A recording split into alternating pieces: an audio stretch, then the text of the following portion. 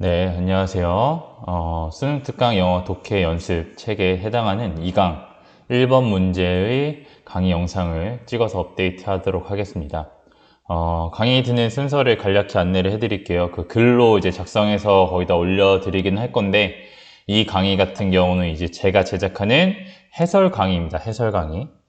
해설 강의니까 저는 이제 독해를 해드리진 않을 거예요. 이 지문에 해당하는 독해 강의를 EBS에서 주혜연 강사님이 찍으신 게 있기 때문에 그걸 활용할 겁니다. 왜냐면 조금 더 이제 설명도 친절하시고 전체적인 이런 시스템들이 잘 되어 있어서 여러분이 듣기에도 훨씬 편할 거예요. 그래서 저는 전체적인 내용에 대한 이제 해설을 위주로 해드릴 거예요. 해설을 해드리는 방향은 크게 두 가지인데, 첫 번째로 여러분이 글을 읽으실 때 핵심 내용을 이해하실 때 이런 것들이 모의고사에서 혹은 수능에서 어떻게 작용을 해야 하는지를 설명을 드릴 거고요. 두 번째로는 이제 여러분이 내신 시험에 대비를 할 때 어떠한 것들을 문법적으로 중요하게 다루셔야 되는지를 조금 설명해 드리도록 하겠습니다. 그 다음에 여러분이 강의를 듣고 나서 저번과 마찬가지로 복습을 요구하는 과제를 완료하시면 50분짜리 수업이 완료가 됩니다. 50분을 채우기 위해서 조금 과제를 드리는 부분 양해를 해달라고 말씀을 드렸어요. 제가 만드는 동영상은 한 10분에서 15분 사이로 이해하시면 될 것 같고요. 자, 2강 1번 문제, 그러니까 exercise 1이라고 한 게 1번입니다. 그래서 교재로는 18페이지를 보시면 되고요. 우선 교재가 없는 사람들은 빨리 구매해 주시기를 부탁드리면서 7,000원 정도 하더라고요. 이 영상을 보면서 글을 이해하면 될 것 같아요.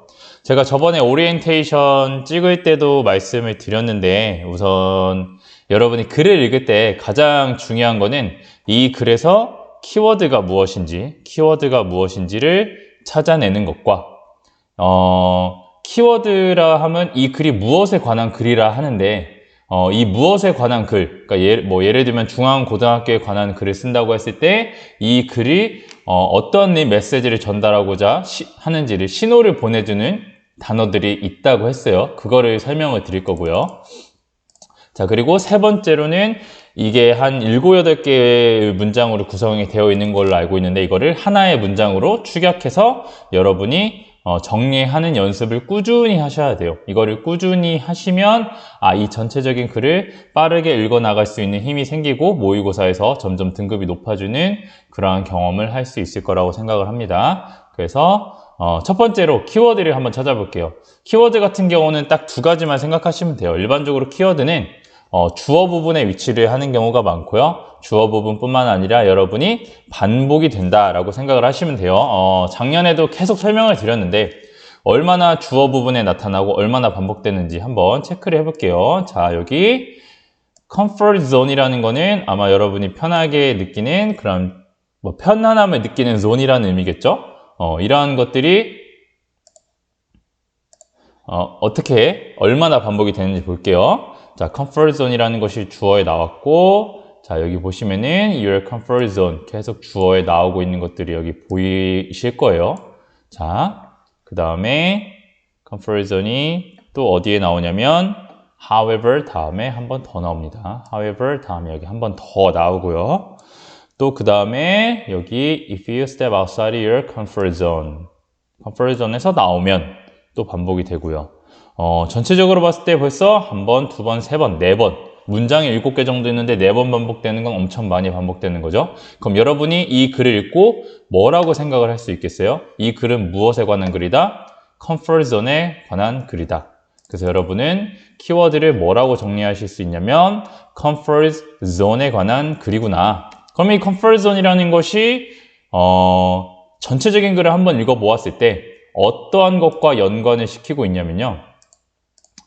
색깔 한번 바꿔볼까요? 여기 보시면은 confidence라는 단어가 있어요. confidence라는 건 자신감이죠. 편안함을 느끼는 종과 자존감 혹은 자존감 간에 어떠한 관련이 있다. 이런 것들이 여기 링크가 되어 있다. 이 문장이 중요한데 왜 중요한지는 설명을 이따가 드릴게요. 이 confidence라는 것이 마찬가지로 글 전체에서 반복이 됩니다. 여기 then이라는 단어가 나온 다음에 confidence가 한 번 더 나오고요. 그렇죠? 그 다음에 저기 뒤에서 confidence가 한 번 더 나옵니다. 그리고 마지막으로 confidence가 이렇게 한 번 더 나오는. 그러니까 글 전체에서 반복되는 단어들이 이 글의 키워드인 거를 여러분이 정리를 하셔야 돼요. 한번 정리를 해드리자면 이 conversion과 confidence가 서로 연관이 되어 있다. 연관이 되어 있다라는 건 서로 뭐 할 수밖에 없다라는 거예요. 영향을 주고받을 수밖에 없다라는 거고요. conversion과 confidence가 서로 링크, 연결되어 있다라는 이야기를 하고 싶은 글인 거죠. 자, 두 번째로 signal word로 넘어갈게요. 자, signal word라는 건 이 문장이 중요해요 라는 것을 표시해 준다라는 건데 무엇이 중요한 단어냐면 여기서요. 색깔을 한 번 더 바꿔서 빨간색으로 여기 however 이라는 단어가 나오죠. however 이라는 것이 signal word가 될 수밖에 없는 이유는 너는 정말 잘생겼어. 하지만 성격이 더러워. 여기선 잘생긴 게 중요한 거야? 성격이 더러운 게 중요한 거야? 성격이 더러운 게 중요한 거죠. 그래서 앞에 나온 내용보다는 여기 앞에 나온 내용보다는 이 뒤에 나오는 내용이 앞으로 중요할 거다라는 거고 여기 나와 있는 이 문장을 여러분이 유념해서 읽으셔야 되고 실제로 답은 fixed. 그러니까 빈칸 추론이라는 것이 여러분이 아무거나 빈칸이 뚫려 있진 않아요. 그 전체적인 것의 핵심 내용이기 때문에 빈칸 추론이 어떻게 보면 고득점을 받기 위해서 가장 중요한 문제 이용이 될 수밖에 없는 거죠. 자, your comfort zone이라는 것이 not fixed. 뭐가 되어 있지 않다? 고정이 되어 있지 않다. 내가 편안함을 느끼는 어떠한 상황의 정도가 변할 수밖에 없다라는 거고요. 이 글에서는 뭐를 나타내주고 있냐면 마지막까지 한 번만 정리 나온 김에 할게요. 당신이 만약에 뭔가 새로운 것들을 하면서 comfort zone을 넓혀 나간다면 그 과정에서 여러분은 뭐가 향상될 수밖에 없다? 자신감이 향상할 수밖에 없다라는 글이니까 아마 새로운 것들을 도전해라 라는 글을 말을 하고 싶은 글이겠죠. 그래서 여러분이 여기서 signal words로서 however, 역접을 나타내는 접속어는 그 문장을 중요하게 읽어야겠구나. 그래서 여러분이 전체적인 글 7개 중에 이해가 안 되는 문장이 있을 수 있어요. 다 이해가 될 필요는 없어요. 감으로 읽는 건데 어떠한 문장만큼은 확실하게 읽으셔야 된다고 however가 들어간 문장만큼은 확실하게 읽어주셔야 됩니다. 어렵지 않죠? 자, summary를 한번 해보자면요. summary를. 자, 제가 일부러 영어로 summary를 하는 이유는 여기에 무수하게 많은 영어 단어들이 있잖아요. 이거 읽고 외우시죠. 근데 그거는 뭔가 외우고 이해하는 수준의 지식이에요. 근데 내가 방금 읽은 단어를 가지고 말을 하고 영어 문장을 썼을 때는 이게 단순히 수렴적 지식이 아니라 발산적 지식이 되시는 거죠. 이 단어를 갖고 여러분이 나중에 스피킹이나 라이팅 때 쓸 수가 있는 장점, 훈련을 하기 위해서 저는 영어를 보통 서머리를 할 때는 영어로 정리를 합니다. So your comfort zone and your confidence are linked together 라고 정리를 하실 수 있겠죠. 하실 수 있습니다. 그래서 comfort zone과 confidence가 서로 관련이 되어 있는데 연결이 되어 있는데 세부적으로 어떻게 연결이 되어 있는지는 여기 if 가정법을 가지고 조금 더 구체화시켜서 설명을 하고 있어요. 예를 들어 당신이 계속 그 안에만 머무르려고 하면은 두려움이 점점 늘어나고 confidence는 감소할 수밖에 없다. 당신이 밖으로 많이 나갈수록 뭔가 두려움을 상실하게 되고 좀 더 confidence가 향상될 수밖에 없다. 그럼 전체적인 맥락에서 봤을 때 위에와 마지막 부분은 추상적인 정보를 전달하고 있고 여기 중간에 회색으로 되어 있는 부분은 구체적인 정보를 담고 있죠. 그 전체적인 내용을 서머리할 때는 구체적인 것들은 최소화하고 가장 핵심이 되는 추상적인 정보만 전달하기 때문에 이 윗부분 그리고 아랫부분을 잘 읽으시면 글을 정리하는 연습에 조금 더 도움이 될 것 같습니다. 그래서 다시 한번 보시면 아시겠지만 내가 만약에 모의고사 글을 읽고 있다고 하면요. 제가 여기 if가 쓰인 두 가지 문장은 빠르게 스캐닝 하셔야 돼요. 이거를 도대체 이 문장이 어떻게 되어 있고 이 주어 동사가 어떻게 되어 있고 이거를 분석할 필요가 전혀 없는 문장이에요.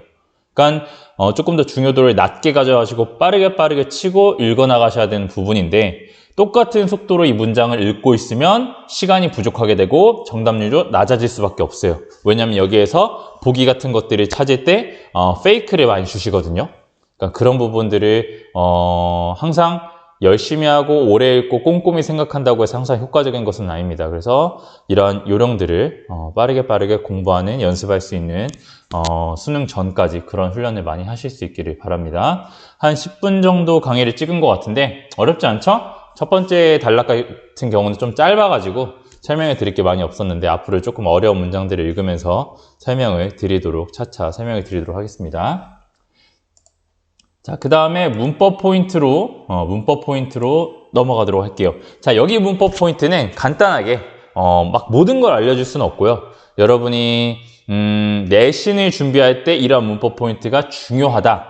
그러므로 내신에서 고득점을 바라는 아이들은 여기 해설을 잘 보셔야 될 것 같아요. 첫 번째, 여기, Your comfort zone is like an invisible barrier around you, inside which if you stay, you feel comfortable. 여기서 여러분이 조심해서 보셔야 될 거는 이 inside which라는 여기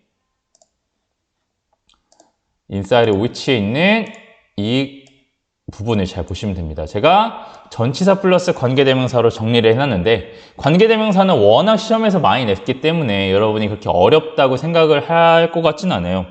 여기서 중요한 거는 which라는 것은 관계대명사니까 문장과 문장을 연결하는 게 관계대명사예요. 서로 두 문장이 관련이 되어 있기 때문에 관계가 있기 때문에 관계대명사인데 선행사는 일반적으로 관계대명사 앞에 있는 이 명사일 확률이 크죠. 이 명사일 확률이 큽니다. 여기.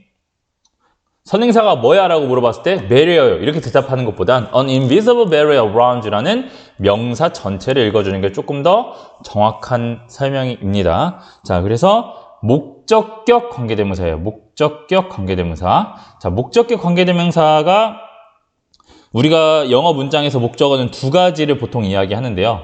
목적어. 영어에서 목적어라 하면요. 목적어는 일반적으로 동사의 목적어도 있지만 전치사의 목적어도 있어요. 그래서 which 앞에 inside라는 전치사가 원래 어디 있었어야 되는 놈이야? 이 stay 다음에 있었어야 되는 놈인 거죠. 이 stay 다음에 어디 안에 머무르다. 근데 전치사가 which라는 것 앞에 도치가 된 거예요. 도치가 된 이유는 앞에 나온 문장 선행사와 구조적인 것들을 흐름상 자연스럽게 읽을 수 있도록 도움을 주기 위해서 일반적으로는 앞으로 도치가 돼요. 그래서 앞으로 도치가 됐고 목적격 관계대명사 barrier라는 건 사물이니까 후가 아니라 which라는 관계대명사가 이렇게 쓰이고 있다는 거. 내신 시험에서는 어떻게 나올 수 있겠어요? which를 후로 바꾼다든지 이 문장 전체를 서술형으로 쓰게 한다든지 이렇게 해가지고 조금 어렵게 낼 수 있겠죠. 관계대명사는 여러분이 너무 중요하고요. 네이버에 가면은 엄청나게 유튜브에 가도 엄청나게 많은 설명들이 있어요. 그런 것들을 꼼꼼히 보시면요. 한 1시간 정도만 투자하셔도 충분히 공부하실 수 있는 부분이고요.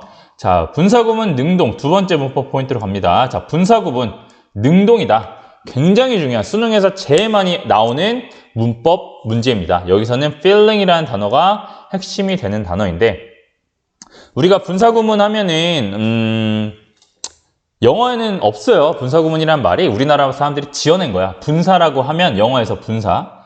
자, 영어에서 분사는 무슨 분사가 있냐면 현재 분사와 우리가 ing로 끝나는 과거 분사가 있어요. 과거 분사. 우리가 이렇게 분사를 이용한 형태를 이용한 뭔가 구문이다. 그래서 분사 구문이라고 하는 건데 원어민들은 설명 절대 안 해요. 우리나라 사람들만 하는 건데 여기 보시면은 분사 구문이 앞에 나올 때가 있고 뒤에 나올 때가 있어요. 주절의 앞에 있을 때가 있고 뒤에 있을 때가 있는데 우선 여기 같은 경우는 주절이 it shrinks라는 이 부분이 여러분이 보셔야 되는 문장의 주어 동사예요. 여기가. 근데 보시면 이 주절 앞에 분사 구문이 나오지 않고 뒤에 나오잖아요. 여기에 무언가 접속어를 집어넣으셔야 되는데 우리가 일반적으로 분사 구문이 뒤에 나올 때는요. 무엇을 집어넣어서 해석을 하시면 되면요. and를 집어넣어서 해석하시면 돼요. and. 자, 그리고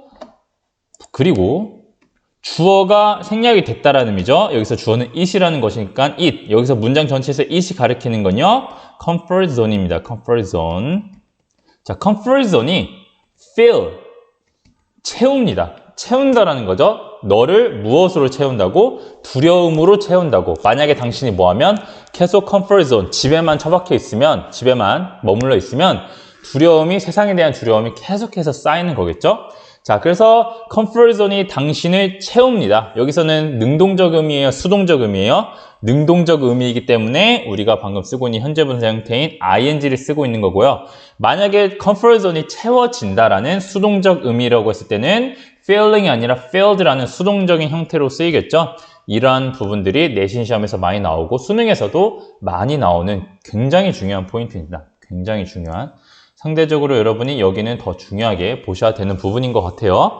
그래서 이런 식으로 좀 정리를 해드릴 건데 좀 이번 건 강의가 길었어요. 좀 말이 길고 앞에 설명을 해드리느라 15분을 넘기지 않도록 노력을 할 테니까 잘 들어주시면 될 것 같습니다. 그래서 1번 강의에 해당하는 복습 강의, 1번 문제에 해당하는 복습 강의 마치도록 하겠습니다. 감사합니다.